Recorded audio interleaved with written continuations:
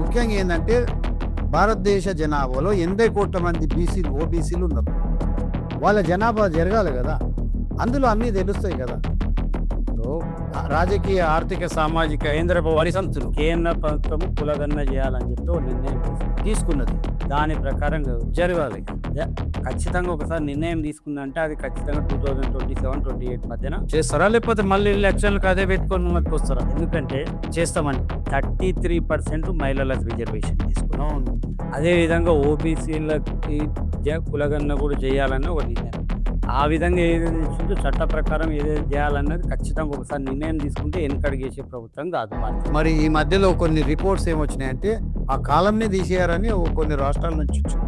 మీరు దీని మీద ఏమన్నా స్పందన ఏంటి ఉందంటారా? కులగణన కాలం కులగణన ఆల్రెడీ ఒకసారి నిర్ణయం తీసుకుంటారు. జనగణన వేరు సెన్సెస్. ఇప్పుడు కులగణన కూడా క్యాస్ట్ సెన్సెస్ చేద్దామని ఒక నిర్ణయం సెన్సెస్ లో క్యాస్ట్ పెడితే కులగణన అవుతుంది. అది నిర్ణయం తీసుకుంది కదా, ఓబీసీ చేయాలని నిర్ణయం తీసుకుంది, ఖచ్చితంగా చేస్తుంది కదా. దాంట్లో ఎప్పటి వరకు అది 2027 అది ఉంది కదా ఆల్రెడీ ప్రోగ్రామ్. 27 మరి మీరు 1 నేషన్ 1 ఎలక్షన్ ఎన్నికలు అంటారు. 2028-29 జర్నీ ఎలక్షన్ 2020 లోపలే చేసేస్తారు. లోపల చేస్తుంది. మరి ఈ దేశంలో మళ్ళీ పార్లమెంటు అసెంబ్లీ సీట్లు కూడా పెరుగుతాయి కదా. పెరుగుతాయి, ఆల్రెడీ ఉన్నాయి.